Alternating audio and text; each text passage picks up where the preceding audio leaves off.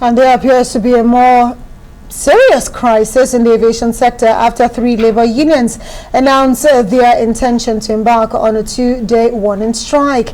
Well, the strike is to protest the government's failure to fulfill its promise to implement minimum wage consequential adjustments in the aviation sector since 2019. Well, they are also aggrieved by government's failure to approve the reviewed conditions of service in the parastatal since 2013. In a joint statement, the National Union of Air Transport Employees, the Association of Nigerian Aviation Professionals, as well as the Amalgamated Union of Public Corporations, says the strike would commence on Monday, the 9th of May. Arise News understands that efforts by the Ministry of Aviation and the National Salaries, Incomes and Wages Commission to resolve the issues have not been positive. The unions further threatened that if nothing concrete comes up after the warning strike, they will declare a total strike. To discuss this challenge and its implications, we are now joined from Lagos by aviation expert Chris Aligbe. And here in the studio, we have Henry Osazuwa, an expert in financial analysis, and he's also a lawyer.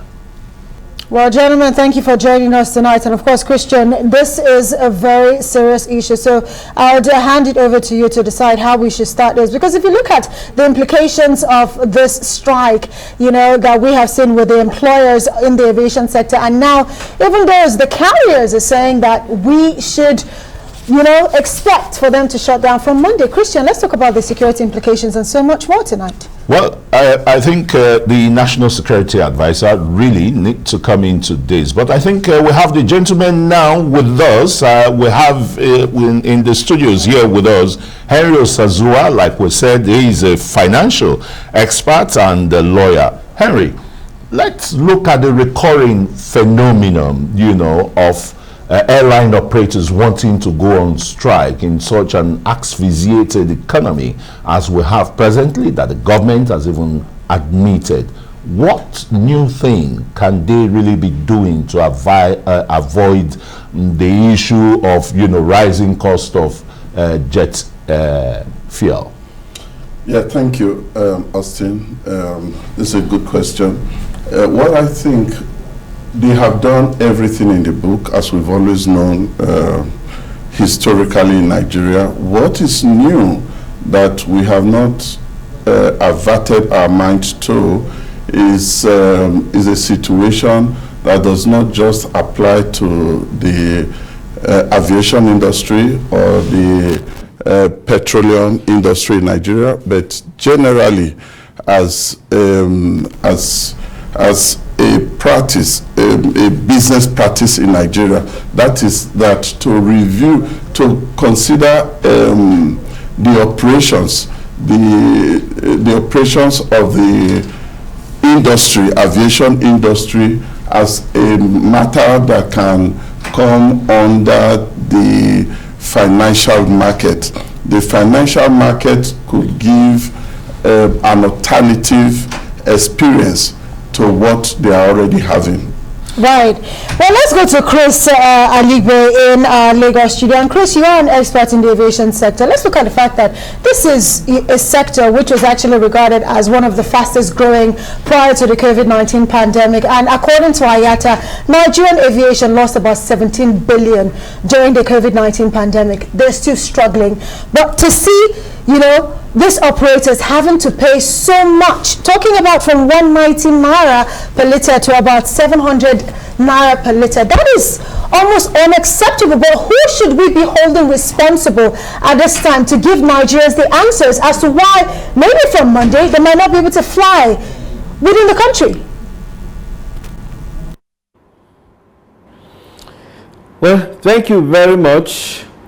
Like you have observed, the increase is just not astronomical. It's a horrendous inflation that really the airlines cannot cope with. If we know, everyone should know that the highest single cost in aviation, in airline operation, is fuel. That's jet A1. And if it rose from 190 to 700, then you wonder how the airlines are surviving. The only way they can, if you want to, is to pass it on to the consumer.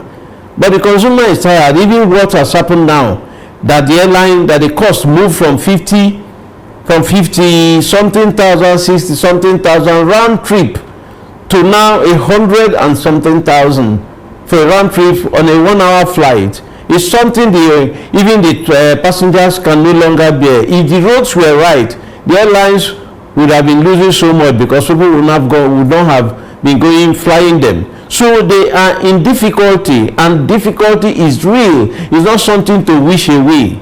But the big problem is that this challenge is not in the hands of the aviation ministry. It is completely beyond the aviation ministry.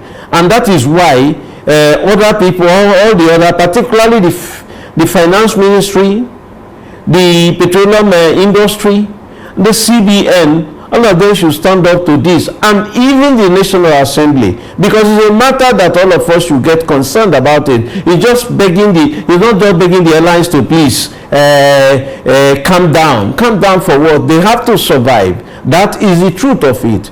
But there are other things when you look at it. If you know, see, from 190 to 700, some of the airlines, 1 hour flight, the efficient aircraft like the Embraer, the Airbus 220, they use about 1.4 tons, 1,400 liters on 1 hour flight. Multiply that with 700.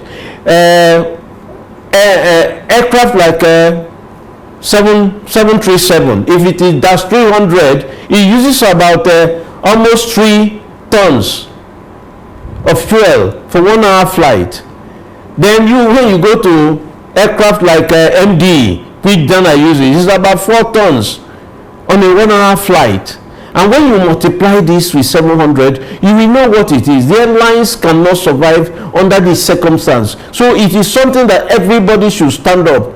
I know that in the past, not too long ago, the minister went into it and they made a plea and they had an agreement that, look, the aviation fuel should be at 500 naira per liter at 500 naira. That was when the landing cost of aviation fuel was about 380. Now they say the landing cost now is about 400 and something, but it has jumped to 700. How can the airlines survive? It is something we should address, not just pleading with the airlines to do this or to do that, because they have to survive. Is a fulcrum for economic development, and if they shut down, it will have the reverberation will be so much, and you will find that, look, everything will be shut down. So we need to address it very seriously. We cannot wish it away, neither can we blame the airlines the way it is for now. Well, a good submission there, but let me turn to the doctoral research fellow with the Security and Exchange Commission here with us, and who is also a financial expert, a lawyer, that Henry Osazuwa.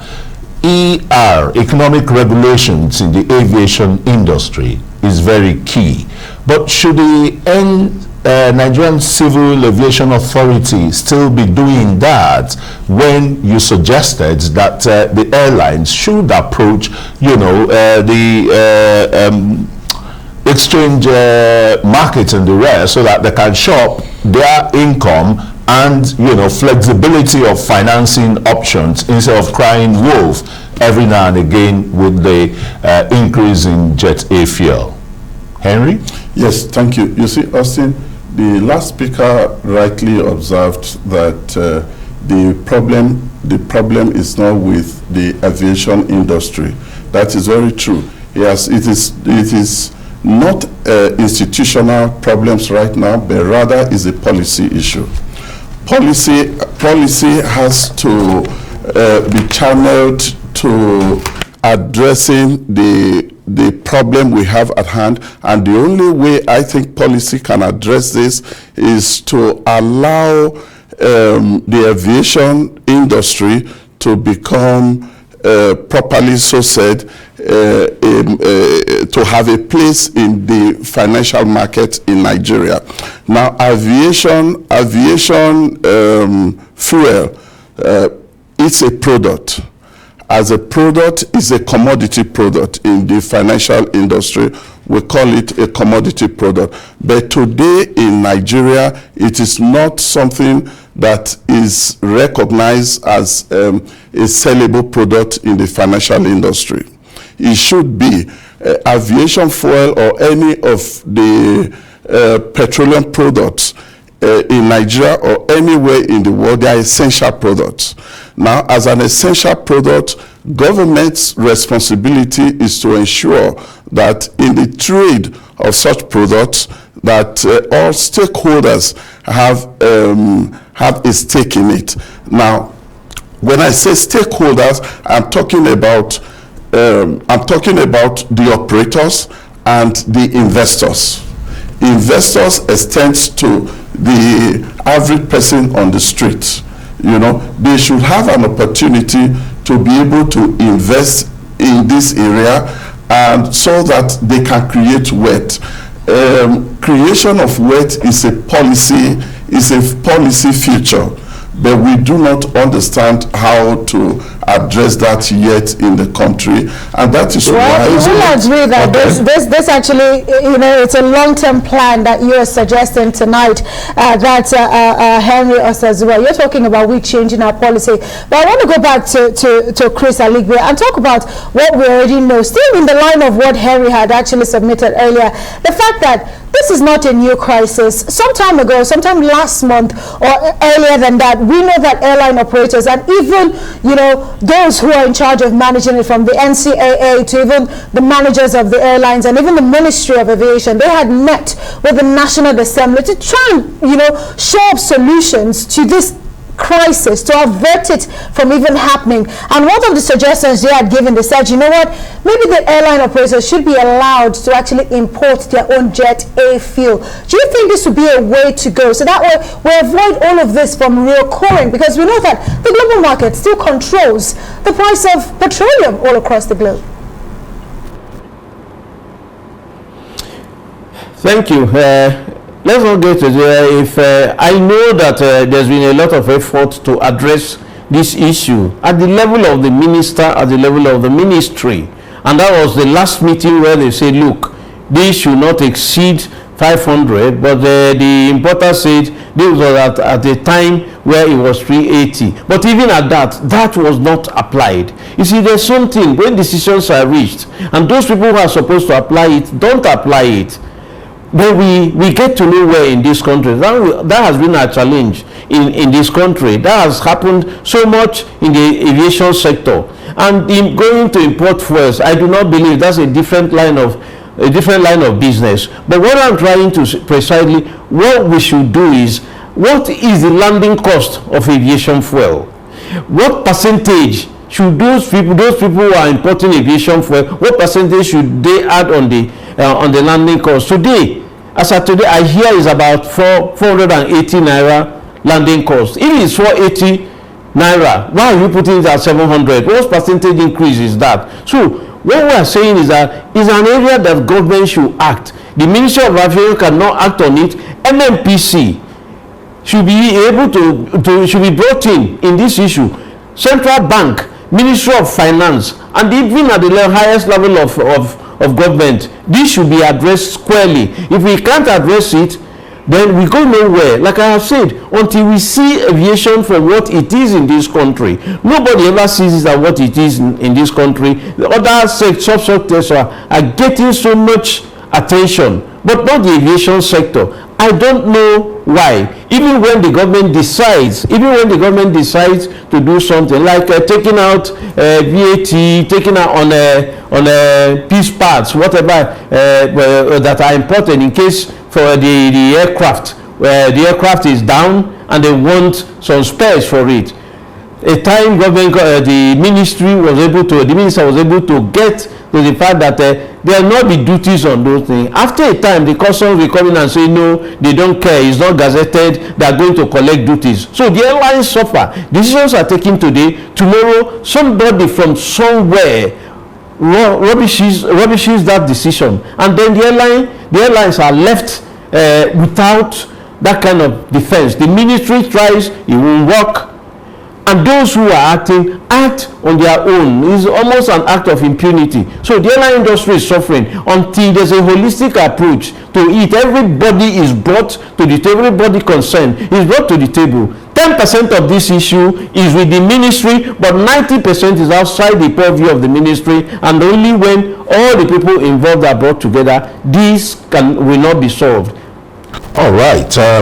I'll come back again to you, Henry, where you talked about aviation fuel being part of the commodities market. But we all know that in Nigeria here, the Commodities Commission is not functioning optimally. Isn't that a problem too? And just secondly, this strike being proposed in some quarters is already being seen as a threat to national infrastructure.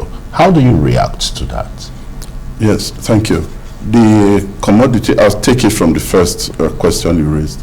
The commodity exchanges, we have them, quite a number of them are right now not viable, but you have, but they are there. They have their infrastructural elements in place that could be used. The fact that commodity as the petroleum product has not been made a tradable item on the exchange does not help the viability of the exchange itself.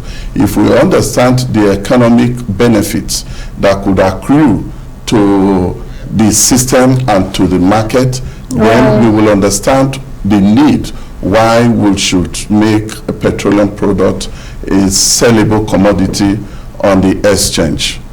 Then the second question you talked about the issue of the exchanges not being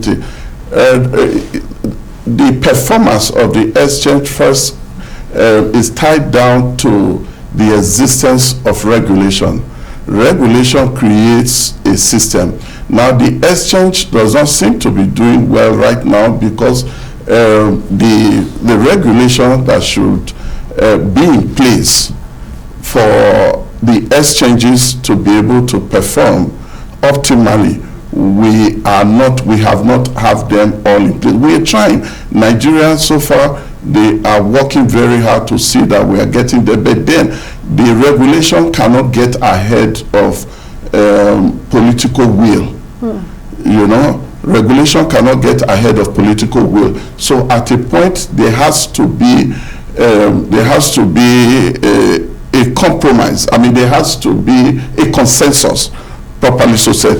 There has to be a consensus where political will and regulation will actually work together and ensure that we're having a good synergy. Okay, yes. Very quickly to Chris Aligbe, if you can attempt that in a minute, it will be great. Will merger and acquisition solve this kind of strains in the aviation sector in Nigeria? Mergers and acquisitions have their own advantages, but let me tell you, however much you merge or what you do in the industry, it will not take out the fact that the cost of aviation 700 naira per liter will still be 700 naira per liter.